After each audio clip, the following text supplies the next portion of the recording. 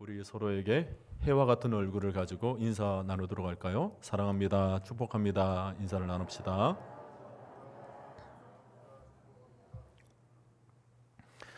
요즘 우리 교회에서는 복음에 대한 관심이 굉장히 높습니다.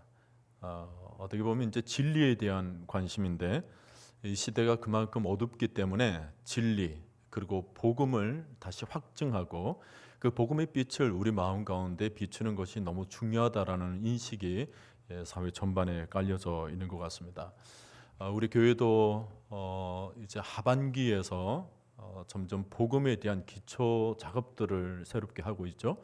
복음과 진리, 신앙에 있어서 기본기들을 우리 교회가 차근차근 지금 다져가고 있는데 그만큼 우리가 이 시대 속에서 복음으로 무장하고 견고하게 세워나가는 일이 우리 영적인 공동체에 있어서 중요하다는 것을 우리 모두가 인식하며 나아갈 수 있기를 바랍니다. 자, 여러분, 복음이라는 것이 무엇입니까? 복음은 한마디로 하나님이 우리에게 다가오신 사건입니다. 어둠 가운데 있던 우리 백성들에게 하나님께서 친밀하게 다가오셔서 하늘의 빛을 비춰주신 사건이 바로 복음이에요. 곧 성탄절이 다가오는데 성탄절이 왜 12월 25일인 줄 아십니까? 여러 학설들이 있는데 그 중에 한 학설은 이 성탄절 12월 25일이 동지와 연관되어 있다라는 것입니다. 동지는 낮보다도 밤이 제일 긴 시간이죠. 어둠의 시간이에요. 이 밤이 제일 깊은 이 어둠의 시간에 우리 예수님이 오셨다라는 의미를 가지고 있기 때문에 이 성탄절은 모든 사람에게 참 의미 깊게 다가오는 부분인 것 같아요. 서방 교회가 이 동지를 기준으로 성탄절을 정한 것은 어둠을 밝히는 복음으로 주님이 오셨다라는 의미를 강조하고 있습니다. 그러면서 동지 이후에는 이제 다시 낮의 길이가 점점 길어지죠. 이제 주님으로 말미암아 온 세상이 다시 빛을 얻고 소망을 얻는다는 의미가 이 성탄절 절기 속에 담겨져 있습니다. 또 나가서 하나님께서 말구유 속에 누인 아기 예수로 오셨다라는 것도 매우 의미가 깊습니다. 이 아기라는 것은 모든 사람들에게 친밀감을 주지 않습니까? 아기를 보고 웃지 않으실 분이 있습니까? 목사님, 우리 며느리는 웃지 않던데요. 그것은 애 키우기가 힘들어서 그래요. 기본적으로 아이를 보면 누구나가 알 것 없이 마음 가운데 방실방실거리는 미소가 생기기 마련입니다. 우리 예수님께서도 이 땅에 오실 때 인생의 여러 시기 중에 아기로 오셨다라는 것은 그만큼 우리 인간들에게 친밀하게 다가오시려는 하나님의 마음인 것입니다. 이 모든 것이 뭐냐면 바로 복음이에요. 복음. 여러분, 이 복음이 처음에 누구에게 제일 먼저 들려지게 되었습니까? 목자들이에요. 가장 소외된 곳에서 가장 어둠에 살았던 사람들, 그 목자들에게 오늘날 다윗의 동네에 너희를 위하여 구주가 나셨으니 곧 그리스도 주시니라. 이것이 바로 온 백성에게 미칠 큰 기쁨의 좋은 소식입니다. 큰 기쁨의 좋은 소식. 우리에게 완전한 자유를 주시는 예수 그리스도, 그 이름이 바로 복음인 것입니다. 오늘 본문은 유명한 본문이죠. 예수 그리스도의 탄생의 비밀을 밝혀주는 본문인데 내용을 가만히 보면 이 짧은 구절 속에서도 정말 놀라운 복음이 담겨져 있습니다. 우선 21절에서 아들을 낳으리니 이름을 예수라 하라. 이는 그가 자기 백성을 그들의 죄에서 구원할 자이심이라 하니라. 그러니까 죄에서 구원할 자가 이 땅에 오셨다라는 것입니다. 누구를 말씀하시는 겁니까? 예수 그리스도예요. 그분이 오셔서 우리의 모든 죄를 사하시고 우리를 구원하시는 것입니다. 이것이 복음의 시작이고 이 복음이 사도행전을 열어가고 여러 서신서들을 열어가게 되죠. 그리고 여러분 또 23절을 보세요. 보라, 처녀가 잉태하여 아들을 낳을 것이요 그의 이름은 임마누엘이라 하리라 하셨으니 이를 번역한즉 하나님이 우리와 함께 계시다 함이라. 지금 우리 죄를 구원하실 분이 이 땅에 오셨다라고 말씀을 하시면서 동시에 무슨 단어가 나옵니까? 임마누엘이에요. 예수님의 이름이 나옵니다. 히브리어로 임은 함께 있다라는 뜻이고 마누는 우리와, 그리고 엘은 엘로힘의 축약이죠. 하나님이라는 뜻입니다. 그러니까 임마누엘은 우리와 함께 하시는 하나님이라는 의미예요. 자, 여러분, 오늘 본문은 마태복음 첫 장입니다. 그러니까 신약 시대를 열어가면서 첫 포문을 여는데 지금 이 두 가지를 말씀합니다. 하나는 예수님이 우리를 죄로부터 구원하신다는 것이고, 또 하나는 하나님이 우리와 함께 계신다는 거예요. 이 포문을 열고 신약은 시작하고 있어요. 오늘 이 두 가지를 여러분 머릿속에 그려놓으세요. 제가 오늘 이 두 가지를 말씀드리려고 합니다. 우선 우리를 죄로부터 구원하신다는 것을 이해하시려면 창세기로 좀 거슬러 올라가야 합니다. 아담이 죄를 범하고는 우리 인간은 그야말로 죄의 노예로 살아갔었어요. 죄의 노예라는 것은 죄로 인하여서 우리 안에 있었던 그 자유가 완전히 사라진 상태를 말합니다. 아담의 죄 이후로 우리 인간의 삶은 완전히 바뀌게 되었어요. 창세기 3장 15절을 보면 여자의 후손은 내 머리를 상하게 할 것이요 너는 그의 발꿈치를 상하게 할 것이니라. 이것은 영적 싸움을 말합니다. 죄가 늘 우리 안에서 이런 일을 하니까 우리 안에 평안이 없는 거예요. 그러니 늘 죄로 인해서 우리 삶이 허물어질 수밖에 없는 거죠. 이 죄의 문제를 구약 시대에서는 어떻게 해결했습니까? 제사를 드렸어요. 속죄제, 속건제, 화목제 이런 제사를 드리면서 죄의 문제를 해결하려고 했었습니다. 근데 사실은 이게 실제 삶에 있어서는 별로 영향을 주지를 못했다라는 것이 문제입니다. 겉으로는 제사를 드리고 또 형식적으로 죄사함을 받았지만, 그런 선언을 받았지만 이게 마음으로는 쉽지 않은 거예요. 여러분 한번 생각을 해보세요. 어떤 사람이 지금 죄 용서함이 필요합니다. 그래서 짐승들을 잡으면서 죄값을 치르지 않습니까? 그런데 문제는 그런 외적인 의식이 내 마음의 부분까지 깨끗하게 만들지를 못하더라는 것입니다. 예를 들어서 사람을 해치고 나서는 소만 잡는다고 해서 마음이 시원해집니까? 실제 율법에서는 그것이 죄용서함을 받는 어떤 기준이라고 말할지는 모르지만 마음은 어때요? 그 무거운 죄책감으로부터 벗어나지를 못하는 것입니다. 여러분, 마귀는 멍청하지가 않습니다. 우리의 어두운 감정을 힘없이 놓치지 않고 공격을 하는 것입니다. 마귀의 이름은 그리스어로 하사탄이라고 하는데, 하사탄은 법정에서 참소하는 자라는 뜻입니다. 사탄은 인간의 율법을 하나님의 율법을 인간에게 불리하게 적용할 줄을 너무나도 잘 알아요. 그래서 자꾸만 우리 속에 죄에 대한 어두운 감정들을 자꾸 불러일으키면서 마음을 참소시키는 것입니다.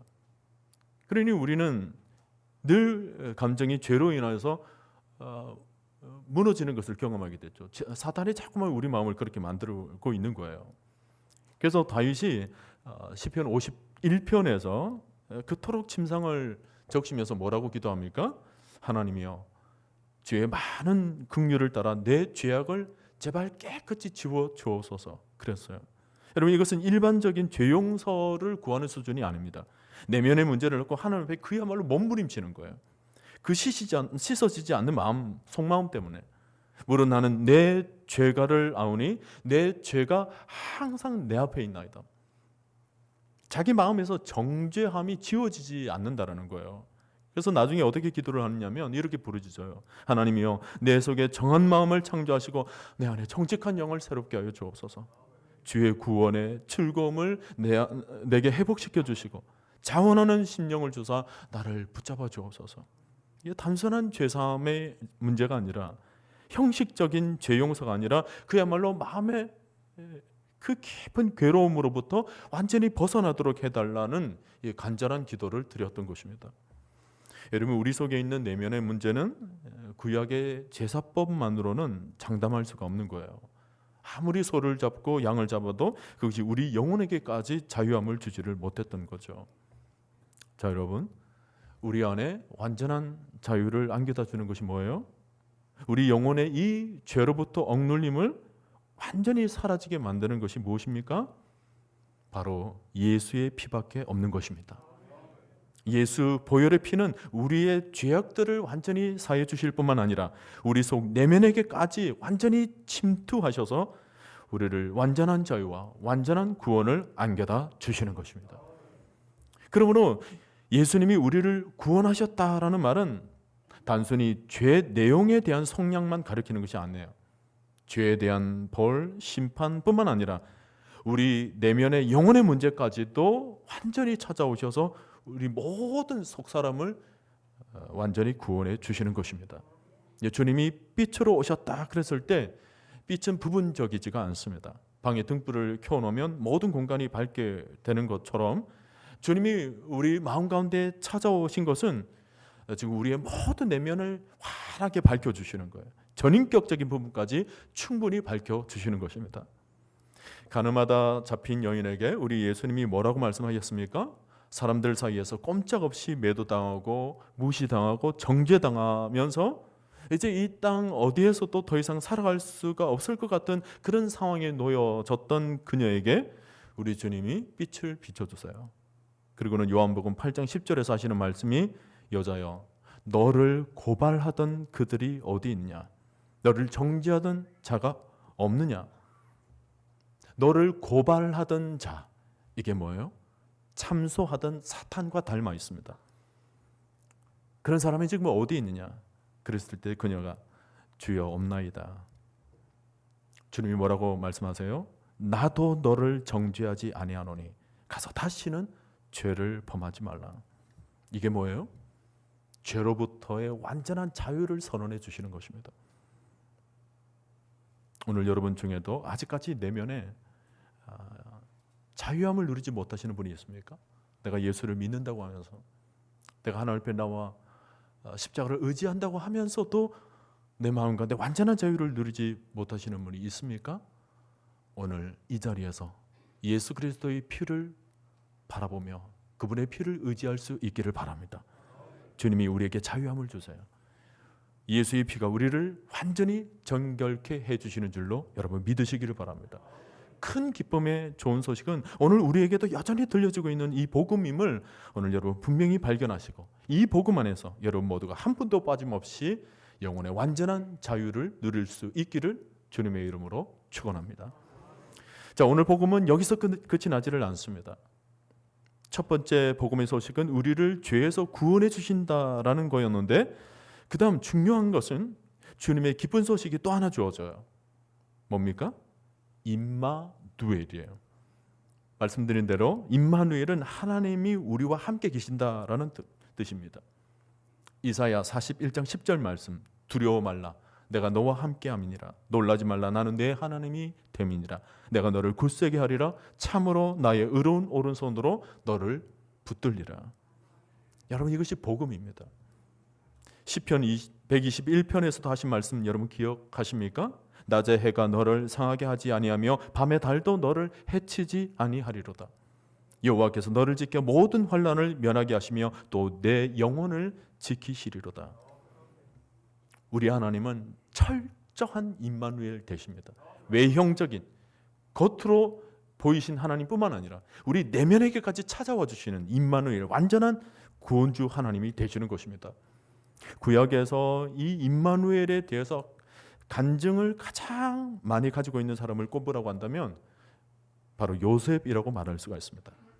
창세기 39장 2절 말씀을 보면 이런 말씀이 나와요. 여러분 창세기 39장 2절 말씀 스크린 안 나옵니까? 제가 읽어드릴게요. 여호와께서 요셉과 함께 하심으로 그 다음 다 같이 읽을까요? 그가 형통한 자가 되어 그의 주인 애굽 사람의 집에 있으니 여호와께서 요셉과 함께 하심으로 그가 형통한 자가 되어. 요셉의 삶은 그야말로 임마누엘의 삶이었어요. 여러분 대부분이 아시는 것처럼 요셉은 노예로 팔렸습니다. 노예로 팔릴 때 맨몸이었어요. 누구나 노예 시장에 내놓이게 되면 그의 몸이 살점에 상처가 없는지 또 질병이 없는지를 살펴보기 위해서 어단을 걸치지 않고 그냥 노예 시장에 내어놓게 되죠. 그 불쌍한 노예의 삶, 발가벗겨진 채로 그의 삶은 이제 시작되는 거예요. 사람들이 가격을 부릅니다. 흥정을 하기 시작해요. 그렇게 해서 요셉은 너무나도 처참하게 보디발의 집에 팔려가게 된 것입니다. 근데 참으로 놀라운 것은 요셉이 노예로 팔릴 그때부터 성경은 딱 이 말씀을 기록하기 시작하는 거예요.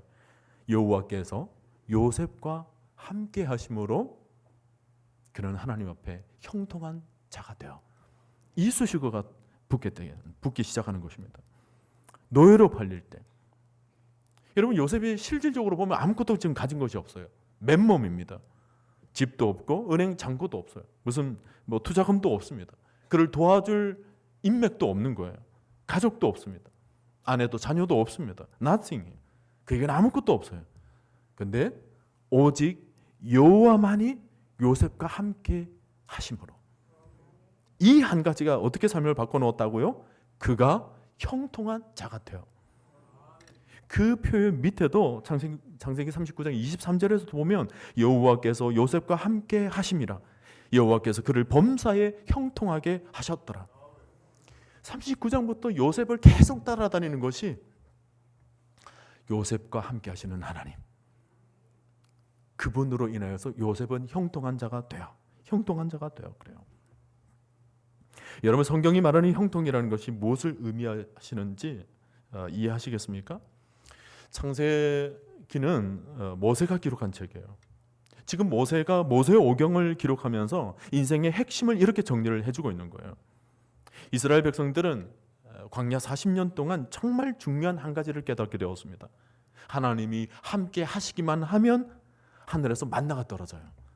하나님께서 함께 하시기만 하면 전쟁에서 이기기도 하고요, 하나님께서 함께 하시기만 하면 여리고성이 무너진다는 것을 발견한 거예요.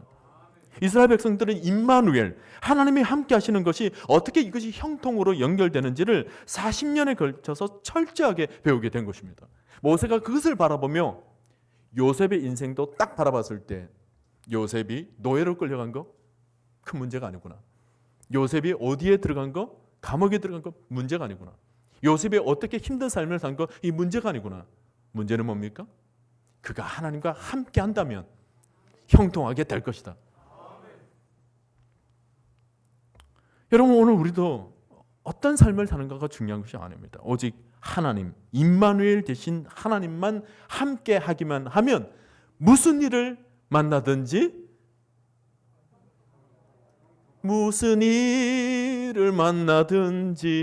만사 형통하리라. 한 번 더 반복해서, 무슨 일을 만나든지 만사 형통하리라.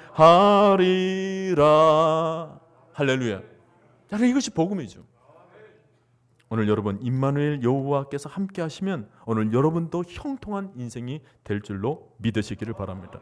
하나님이 함께 하시면 그것이 바로 구원이고 영생이고 천국이 되는 것입니다. 하나님이 함께 하실 때 우리 인생의 완전한 승리를 경험하게 되죠. 원래 인간은 하나님의 형상으로 지음 받았기 때문에 하나님과 더불어 살도록 창조되었어요. 피조물인 인간은 창조주 하나님과 함께 살아갈 때 진정한 행복을 누리게 창조된 것입니다. 하나님을 떠나서는 아무것도 할 수가 없어요.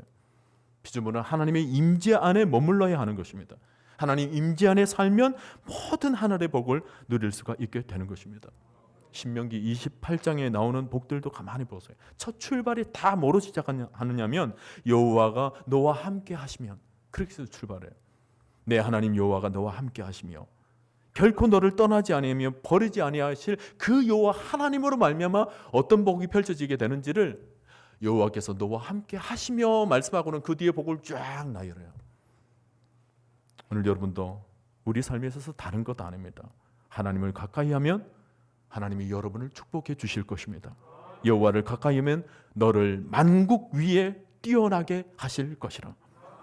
여러분, 이 약속이 지금 우리에게 예수 그리스도 이름으로 지금 찾아오고 있는 거예요. 우리가 우리 힘으로 하나님께 다가가는 것이 아니라 하나님께서 이 땅 가운데 직접 찾아오 주셔서 우리 가운데 임마누엘로 만나 주시는 것입니다. 우리는 하나님을 다가갈 때 삶의 무게감 때문에, 우리의 어두워진 감정 때문에 하나님을 찾아가지 못할 때가 너무 많아요. 그런 우리를 우리대로 오라 하지 않고 주님께서 우리를 직접 찾아와 주신 사건이 바로 성탄인 것입니다. 주님이 찾아오심이에요. 우리가 성읍에 있든지 들녘에 있든지 목자에게 찾아가 주신 그 하나님께서 오늘 여러분 구석진 안방까지라도 찾아가 주실 줄로 저는 믿습니다. 이것이 임마누엘이에요. 여러분, 하늘의 형통이 반드시 물질로 주어질 것이라고만 생각하지 마십시오. 물질은 하나의 형태일 뿐 돈이 아니더라도 우리에게 주어지는 형통의 종류는 무궁무진합니다. 처음에 베드로는 물고기를 잡고 있었어요. 고기를 잡아서 그 고기를 팔아서 돈을 벌었던 그 어부였죠. 그때 예수님이 자기에게 찾아와 주셔서 말씀하십니다. 그물을 내려 고기를 잡으라. 그랬을 때 밤이 새도록 수고하였는데 잡은 것이 없지만 주님의 말씀에 의지해서 함께하기로 했습니다. 주님과 함께하는 자리에서 그물을 내렸어요. 그랬더니 성경은 베드로가 물고기를 너무 많이 잡아가지고 그물이 찢어질 정도였고 배가 가라앉을 정도였다고 기록합니다. 그때 베드로는 이렇게 고백을 합니다. 주여, 나를 떠나소서. 나는 죄인으로서이다. 주님과 함께함으로 인해서 이렇게 큰 물질의 축복을 받게 되었지만 사실은 내 모습을 가만히 바라봤을 때 그토록 크신 주님이 나와 함께 하셔서 이렇게 복을 줄 만한 사람이 못 된다라는 거예요. 늘 죄악된 모습이 있는데 이런 복을 받아 누려서 되겠는가? 갑자기 하나님께서 부어주신 은혜가 있는데 내가 이런 복을 받아 누릴 만한 그런 사람인가? 주여, 나는 죄인입니다. 그러므로 나를 떠나소서. 그때 주님이 뭐라고 말씀하세요? 무서워하지 말라. 여러분, 예수님이 지금 무엇을 무서워하지 말라고 말씀하시는 것입니까? 지금 펄떡펄떡 뛰고 있는 물고기를 무서워하지 말라고 말씀하시는 겁니까? 아니에요. 베드로는 어부입니다. 지금 폭풍을 무서워하지 말라고 말씀하세요? 아니에요. 그날은 폭풍이 없었어요. 무엇을 두려워하지 말라는 걸까? 그것은 너의 죄가 나에게 있어서 너를 떼어놓을까? 무서워하지 말라는 거예요. 무서워하지 말라. 네 죄가 아무리 그렇게 많게 네 스스로가 그렇게 여겨질지라도 나는 너를 떠나지 아니하리라. 내가 너를 떠날 것을 무서워하지 말라. 이제 이후로는 물고기뿐만 아니라 너를 사람 낚는 업으로 내가 삼을 것이다. 주님이 베드로에게 영원토록 임마누엘 되심을 선언해 주시는 것입니다. 놀라운 것은 나중에 베드로가 주님을 잠시 또 떠나요. 주님을 모른다 부인하면서 주님을 멀리하죠. 하지만 주님을 떠나지 않으십니다. 부활하신 이후에 베드로에게 여전히 나타나서요. 그에게 찾아가서 고기를 구워주시며 그를 만나주시는 주님임을 우리가 복음서에서 보지 않습니까? 여러분, 임마누엘은 주님이 우리를 버리지 않고 영원히 우리와 함께 하시고 우리와 동행하신다라는 뜻입니다. 언제까지요? 이 세상 끝날까지. 이 확신이 있을 때 우리 마음에 참 평안이 넘쳐요. 어떤 순간에 있어도 평안이 넘치게 되는 것입니다. 다윗은 이 부분에 있어서 확신이 있었어요. 그래서 시편 23편에서 여호와는 나의 목자시니 내게 부족함이 없으리로다 고백하고는 내가 사망의 음침한 골짜기를 다닐지라도 해를 두려워하지 않을 것은 주께서 나와 함께 하심이라. 사망은 음침한 골짜기가 뭐예요? 사탄이 우리를 하여금 늘 어둠 속에 메모는, 그래서 우리는 늘 어둠 속에 살 수밖에 없었던 그런 음침한 골짜기예요. 그런데 그곳에서도 다윗은 그런 고백을 했던 거예요. 주의 지팡이와 막대기가 항상 나를 안전하게 호위하시리로다. 오늘 우리에게도 이 확신이 있을 때 다윗처럼 어떠한 사망의 음침한 골짜기 속에서도 우리가 노래할 수 있는 거예요. 찬송가 413장 같은 찬송, 우리는 어떤 순간에서도 노래를 부를 수 있는 거예요. 가슴으로 부를 수 있어요. 확신으로 부를 수 있어요. 기쁨으로 부를 수 있어요. 내 평생에 가는 길 순탄하여 늘 잔잔한 강 같든지 큰 풍파로 무섭고 어렵든지 나의 영혼은 늘 평하다. 내 영혼 평안해 내 영혼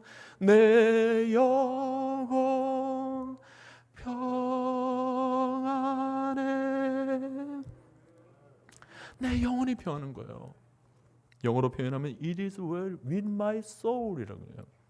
내 영혼이에요. 여러분, 우리 육신은 따뜻한 집에 들어가면 평안해집니다. 우리 마음도 괜찮은 일 만나면 좀 좋아져요. 그런데 우리 영혼은 무엇으로 평안해질 수 있습니까? 바로 임마누엘 되시는 하나님과 함께 할 때입니다. 아무리 풍파가 치고 아무리 어려운 일을 당해도 아무리 마귀가 우리를 삼키려고 해도 임마누엘 되시는 하나님이 함께 하시면 뭐예요? 나의 영혼은 겁 없겠네. 여러분, 오늘날 마귀는 얼마나 많은 부분에서 우리를 공격하고 있는지 몰라요. 세상에서 온갖 좋은 것들, 물질주의와 만몬주의로 성도들로 하여금 세상의 그 유혹에 흔들리도록 만들어가고 있습니다. 성도들이 예배를 드리지도 못하도록 이런 코로나를 사용해서 믿음 생활이 희미하도록 만들어버리기도 하고요. 또 교회 안에서도 이런저런 어려움을 줘서 성도들이 공동체를 떠나도록 만들기도 합니다. 어떤 분들은 어려움을 당하거나 시험을 당할 때 마음의 괜시리 하나님이 나를 떠나셨나? 더 이상 나를 돌보지 않으시는가? 깊은 외진 홀로 된 방 속에서 깊은 눈물 가운데 그 외로운 마음을 홀로 달래고 계신 분들도 계시죠? 사단은 지금도 우리의 연약한 마음을 계속 흔들고 있는 거예요. 여러분, 그럴 때일수록 우리를 향한 하나님의 마음을 잊지 마시기를 바랍니다. 로마 바티칸 성당에는 그 미켈란젤로가 그린 천지 창조 그림이 있습니다. 그 그림을 여러분 자세히 보시면 손가락과 손가락 사이가 조금 미세한 간격으로 떨어져 있어요. 하나님은 우리와 함께 하시기를 원하는 마음으로 좀 열정적인 모습으로 그려져 있습니다. 그래서 손을 쫙 뻗어서 손을 내밀고 있죠. 근데 인간은 비스듬히 누운 채로 아마 인생의 무게 가운데 이렇게 누워져 있는 거예요. 그리고는 손을 내미는데 거의 내미는 둥 마는 둥 이렇게 내밀고 있어요. 미세한 간격이 펼쳐져 있습니다. 여러분, 그것이 오늘날 우리의 모습인 줄도 몰라요. 미켈란젤로가 간파한 것은 오늘날 성도들도 하나님과 나 사이에 벌어진 그 미세한 간격을 메꾸는 작업이 필요하다는 것을 그 그림 속에 여지로 남겨놓은 거예요. 지금 바로 곁에서 가장 가까이 있는 하나님과 조금이라도 떨어졌으면 안 된다는 것을 보여주고 있는 거죠. 오늘 마태복음은 1장에서 임마누엘, 우리와 함께 하시는 하나님을 말씀하고는 마지막 28장에서 이렇게 끝을 맺습니다. 마태복음 28장 20절, 볼지어다 내가 세상 끝날까지 너희와 항상 함께 있으리라 하시니라. 우리가 잘못을 저질러도요? 네, 그렇습니다. 우리가 믿음이 약해져도요? 네, 그렇습니다. 우리가 어려움을 당해도요? 네, 당연합니다. 임마누엘은 주님이 우리를 절대로 떠나지 않는다는 뜻입니다. 세상 끝날까지. 마태는 오늘 그의 복음서에서 결론적으로 우리를 권면하는 것이 뭡니까? 우리와 함께 하시는 하나님, 시작도 함께 하시는 하나님, 마지막도 함께 하시는 하나님, 그 하나님을 세상 끝날까지 경험하며 살라고 우리를 권면하고 있는 것입니다. 오늘 여러분, 이 권면을 따라 눈을 들어 하나님을 바라볼 수 있기를 바랍니다. 늘 삶 속에서 지금 나와 함께 하시는 임마누엘 하나님을 경험할 수 있기를 바랍니다. 그분은 우리를 떠나지 않으십니다. 우리가 죄 가운데 있을 때도 우리를 떠나지 않으세요. 우리가 죄책감에 시달릴 때도 우리를 함께 하십니다. 우리가 연약해져 있을 때도 우리를 버리지 않으십니다. 우리가 초라한 삶을 살고 있다 하더라도, 우리가 초라한 모습을 가지고 외로이 홀로 있을 때라도 주님은 결코 우리를 떠나지 않으십니다. 왜냐하면 그분은 임마누엘 되시기 때문에. 우리를 떠나지 않는 주님이 우리 곁에 있다면 우리는 그 임마누엘 되심으로 인하여서 반드시 형통한 자가 될 것입니다. 우리를 떠나지 않는 주님이 우리 곁에 있는다면 우리는 반드시 아름다운 인생을 살게 될 것입니다. 성탄은 이 임마누엘 하나님이 우리에게 복음으로 찾아오신 날입니다. 하늘에서 들려주는 복된 기쁨의 소식. 여러분, 복음의 시작은 임마누엘입니다. 이 임마누엘 대신 예수 그리스도 안에서 모든 감정, 모든 어두운 마음에서 완전히 벗어나 참된 소망 안에서 참봉 여러분 뛰어들게 되기를 바라고, 이 복음의 기쁜 소식으로 말미암아 날마다 하나님 백성으로서 참 자유를 누리며 살아가시는 여러분 모두가 될 수 있기를 주님의 이름으로 간절히 축원드립니다. 하나님 아버지, 오늘 주신 말씀처럼 우리의 삶 속에서 늘 함께 하시는 임마누엘 하나님을 바라보며 살게 하여 주시옵소서. 인생에서 어려운 일 가운데서도 임마누엘 하나님이 함께 하시고, 문제 가운데서도 함께 하시고, 질병 가운데서도 하나님께서 임마누엘로 함께 주심을 믿습니다. 이 믿음으로 모든 성도들이 세상에서 힘을 얻게 하여 주옵시고, 소망을 얻게 하여 주옵시고, 어둠 속에서도 빛을 얻게 하여 주셔서 요셉과 같은 형통의 복을 누리며 살아가는 주의 백성들이 다 되게 하여 주시옵소서. 살아계신 예수님의 이름으로 기도드리옵나이다. 아멘.